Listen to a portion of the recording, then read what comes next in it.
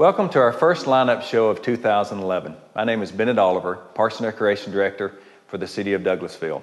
We're filming today from the newly completed Hunter Park Community Center located at Hunter Park. Today, my first guest is Dave McCauley. Dave McCauley is with LDDI, which is the architectural firm that completed this building project. Dave is the Director of Recreation Studio for LDDI. And Dave, welcome to the program. Thank you. Glad to be here. Well, we've been working on this project since 2003. That's and right. So I know that you're happy and thrilled that the project's completed. And I must certainly say that you have provided us with a great facility here at Hunter Park. Well, we're very happy. It's been a long road getting here, but we're really happy to see it sort of all come to fruition. Yeah.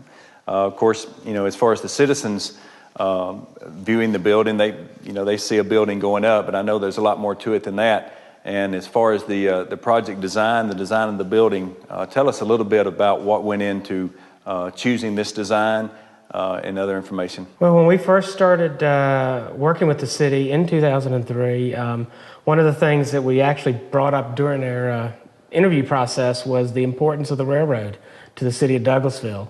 And the city was very excited about that idea, really liked that. And so we started not really with the idea of duplicating a railroad depot, but just picking up on sort of the form and the look of it.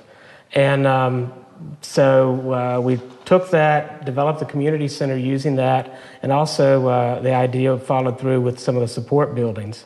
Those were first executed over at Jesse Davis in the redevelopment of that park, and it really sort of has hit its high here at Hunter Park with the community center.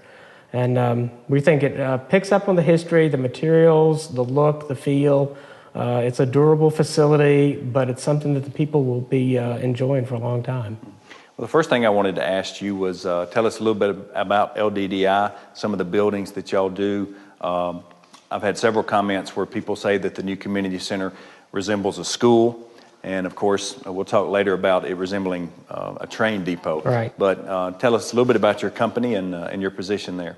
We have been in business for 22 years, and we're set up on a studio basis. And actually, that allows each studio to sort of focus on a particular building type and develop an expertise in that. And so mine is recreation and community work. And we have done a number of community centers, aquatic centers, recreation centers for counties, cities, state agencies, Board of Regents as well. And so we've seen it everything from, the small support buildings at, say, Jesse Davis, all the way to $250,000 square foot recreation centers like we did down at Georgia Southern. Right. And of course, this facility is a 16,000 square foot facility. As far as the rooms themselves, of course, you designed it. Could you tell us a little bit about the way it was designed, different rooms, different uses? We started off with the redevelopment of Hunter and Jesse Davis here. We really felt the public involvement was critical because we don't want to force anything on the citizens. We feel like each of the buildings should be sort of a reflection of whether it's the city, the county, a college campus. It should be unique to the community that's going to be serving. And so we had public meetings, and we took preliminary designs for master plans for the park and for the buildings as well, and met with the public, let them tell us what they liked, what they didn't like, what was important in developing the plans for the park and the buildings, and then went back and developed the final drawings for both on a overall park development and for building development. And that's sort of now has developed into what you see here. We've got one portion of the building here is really geared towards program areas with classrooms for arts and crafts, or computer classes, or just general other types of classes that you may have.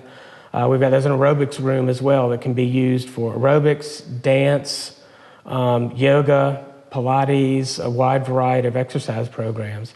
Then the other half of the building has got larger meeting spaces in it. It's got a smaller meeting room for groups of, maybe up to 75, and then a larger meeting, almost ballroom function where you can have small receptions, Community meetings like Lions or Rotary can have their meeting here as well. And it's got a small catering kitchen so that if they want to bring food in, they can warm it up. They can serve their members here. And it just becomes on a regular basis, and it becomes a nice place for the community to gather. Now, the biggest room that we have here is our ballroom, which will hold about 140 people. Correct. With tables and chairs. And one unique thing about that room is that it kind of spills over onto a deck overlooking the lake. Right. How do you begin to set the building? In other words, to situate the building. I mean, tell us a little bit about that process. And that was the lake. When we first started, to us, the railroad and the lake are sort of have always been the focal point of the park here. The light gauge small train that runs through, I think everybody's familiar with, and it's really something unique to the park, and we felt like we really needed to acknowledge that.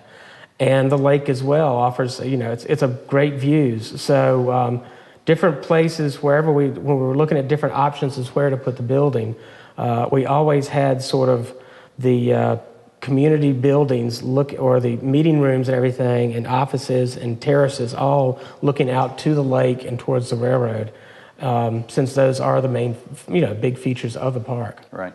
As far as eco-friendly, I know now, in buildings, that's one thing that companies look for.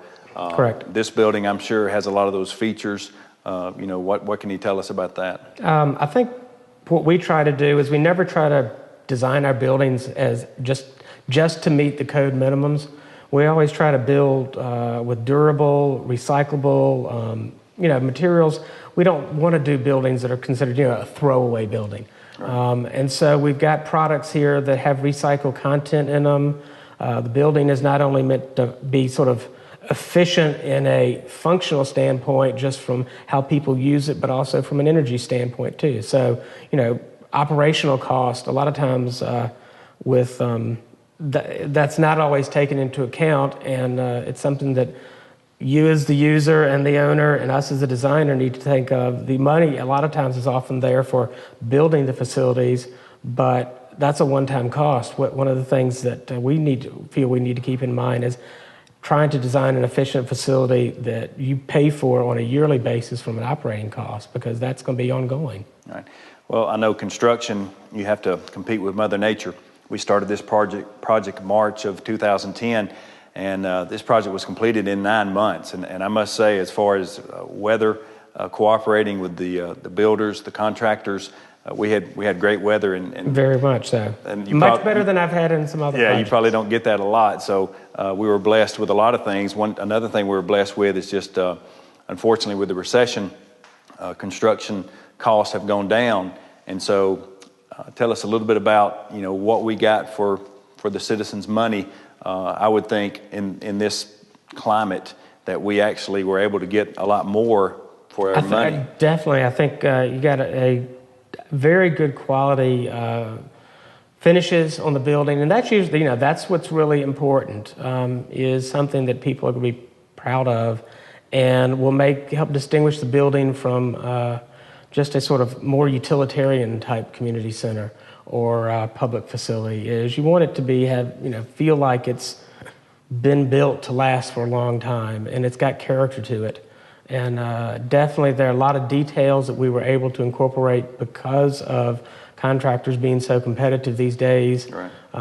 But we also, we worked with the contractor and making sure that they gave us quality that we all expected. And I think they've, delivered on that. I think people will definitely see when they come through the facility and look at it that it's built to last, and it's something they're definitely going to be proud of. We're filming today from the main foyer, which overlooks the lake at Hunter Park. And so now that the project is complete, what is your favorite room in the building? The lobby is one of my favorite spaces because I think it is very unique. I think it's where you'll find people will sort of mill about. But I think the large meeting room ballroom is nice because with the terrace out back, when the weather is nice in the morning, once you get some furniture out there, or just to go sit on the benches and watching the sunrise up over the lake, I think it's just nice to be able to have that ability to spill outside. And particularly for if you have a large function when the weather's nice, you actually the terrace and the rooms sort of give you the opportunity to accommodate a larger crowd. And it's just it's a nice, bright, open space to have functions in. Well, Dave, I want to thank you for being on my show. We certainly appreciate the work that you've put into this new community center at Hunter Park. And, the citizens are excited. Recreation Department is certainly excited. And I have a feeling we'll enjoy this building for many, many years. Well, we've enjoyed working with you all, and it's something we're very proud of as well. Yeah. I would like to remind everyone that we're going to have the official ribbon cutting and dedication of the building on January the 11th. Ribbon cutting will be at 9 o'clock. And also the same day, we'll have an open house from 12 o'clock all the way to 8 p.m. That's on January the 11th. On January 16th, for those of you that can't come during the week, that will be on Sunday. We will have another open house from 12 o'clock to 5 o'clock in the afternoon. So be sure to come out, look at this great building that you paid for, and that the city of Douglasville is going to get a lot of good service for many years. We'll be back with more of the lineup.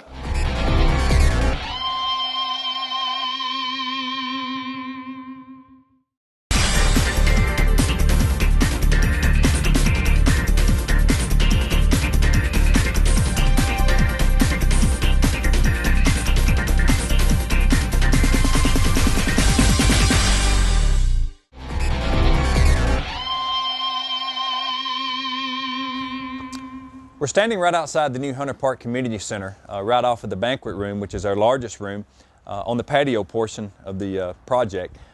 As you know, this community center opened up on January 3rd. We're really excited about the possibilities.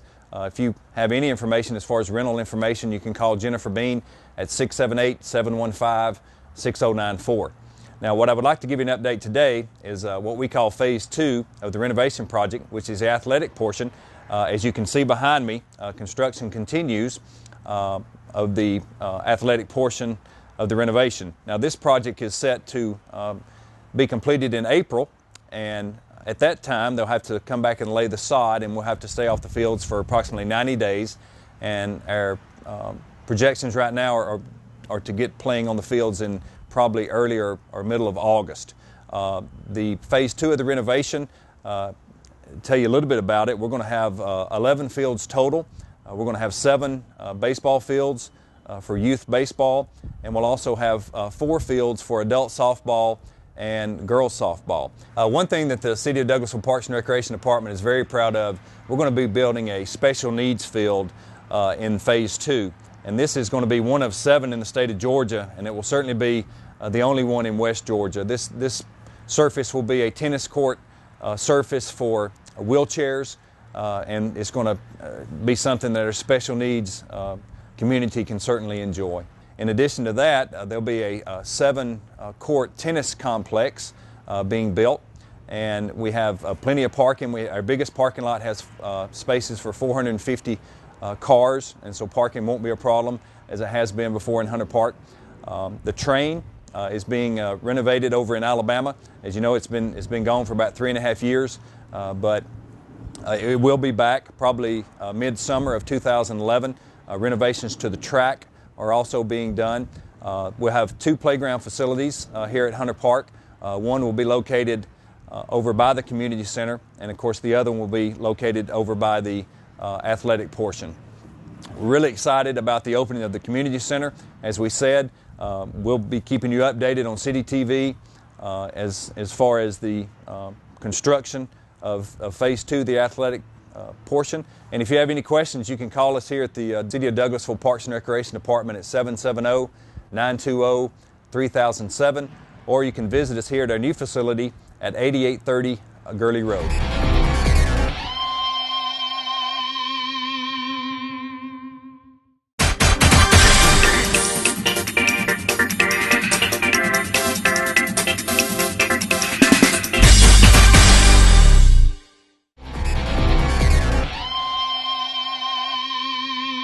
Welcome back to the lineup. My second guest today is Jennifer Bean. She is the Downtown Conference Center manager. Jennifer, welcome to the show. Thank you. As we talked about on the first part of my show today, the community center at Hunter Park is complete, and we've started renting rooms. And so we wanted to bring you in to talk a little bit about what you do for the city and how you're going to be incorporating that in the Hunter Park Community Center. Yes, at the Downtown Conference Center, which is on Church Street, we have a facility. We have a huge ballroom that seats 200 people, and we also have a small meeting room that seats about 50 people. We also have our new downtown annex, which is right next door to the conference center, and it seats about 50 people. We also rent O'Neill Plaza, which is in downtown Douglasville, for concerts, festivals, and pretty much anything like a wedding ceremony or even just a church event. Well, as you look at the new Hunter Park Community Center, that's going to give you some opportunities for additional rentals. You've seen the new 16,000 square foot facility, so tell us a little bit about what you think people could rent this facility for. I think Hunter Park, this new community center is going to be great. It has a large room for 130 to 140 people. You can do weddings, parties, class reunions. Also, the facility has 3 other meeting rooms that can seat anywhere between 50 and 75 people. And I think those would be great for baby showers, bridal showers, small seminars, and also children's birthday parties. And as we're filming this, the City TV, they're showing some of the pictures of the rooms also. So what's the number that they can call you to get more information if they need to? My number is 678-715-6094. And just to kind of add, the city now has the ability to for people to call you, and if you can't rent them a room at the Downtown Conference Center, you have the ability to look online and look at the availability at Hunter Park as well as Jesse Davis Park. So we certainly want the citizens to know that we have many facilities, and of course you'll be handling the rentals of those, so they can give you a call. Jennifer, you've been through the building. I want to go through the rooms themselves and tell you the sizes and things of that nature. We have 2 classrooms that will hold about 50 people. One of those classrooms have audiovisual capabilities. What would you envision seeing somebody rent that for? I think those rooms would be great for baby showers and bridal showers. We do a lot of those at the conference center. And also some small children's birthday parties, maybe some church dinners, and maybe some small seminars that would love to come into Douglasville for the day. Our additional room on this side of the building is an arts and crafts room. They will hold about 60 people. It does have AV also, so that could probably be used for the same programs. When you go to the other side of the building, we have a meeting room which holds 85 people, and it has AV capabilities also. Do you have a lot of people call you for meetings and companies and things of that nature? We do. A lot of meetings that come into the conference center definitely need audiovisual, PowerPoint, and computer and internet capability. Of course, our biggest room is the ballroom, which can be divided, but it holds 140 people. And it has AV capabilities also. And the good thing about this room is it does have a warming kitchen. It does have a patio that opens up outside of the room. So I would think bigger parties. Yes, definitely for that room would be bigger parties, class reunions, weddings. Definitely with the patio, the weddings would be great. If in the summertime they can spill out onto the patio and have their wedding reception out there also. A really nice venue, the way it overlooks the lake here at Hunter Park. So I anticipate a lot of wedding reception, things of that nature. In adding this venue to the city of Douglasville, would you ever envision someone, a bigger company coming and needing multiple rooms, renting this space? Yes, I think the community center would be a great facility for anybody coming into the city of Douglasville for an event. We do have local hotels. We have over 1,500 hotel rooms that can accommodate meetings of that size, which we do at the conference center. And a lot of times I have to turn people away, so I think it would be a great asset to have this facility. For example, we had a conference that came into town 2 years ago, the Georgia Downtown Association, and we had to house some of the seminars in different locations. So this facility would have been great to have for that conference. So it would be great to get more conferences in Douglasville and fill up our hotels, our restaurants, and have people come to the area. Well, we're certainly proud that we can add to the venues of the city of Douglasville, and I think that we'll have a great relationship together, working together. So I look forward to that. Me too. So Jennifer, just kind of to recap what facilities we have here and what we can offer for city citizens to rent. We have 2 classrooms that they can rent. One of them has AV technologies. We have an arts and crafts room available for a rental. Our meeting room holds up to 80 people. And also we have the big ballroom that holds 140 people. And we have a warming kitchen in that facility for wedding receptions and things of that nature. The facility also has a full arcade and a vending area, And so that will be a plus for birthday parties and kids and things of that nature. Once again, I think the Hunter Park, the community center, is going to be great for the residents of City of Douglasville or anybody that's coming into our community to host an event or a seminar or a conference. The community center is great. The downtown conference center will be good, and also our new annex will be great for future events. Once again, Jennifer, thanks for being my guest here on the lineup. That's going to do it for this edition, but I wanted to remind you that you can give Jennifer a call at the Downtown Conference Center for information on rentals of any of our facilities here in the city. And we look forward to seeing you next month on the lineup.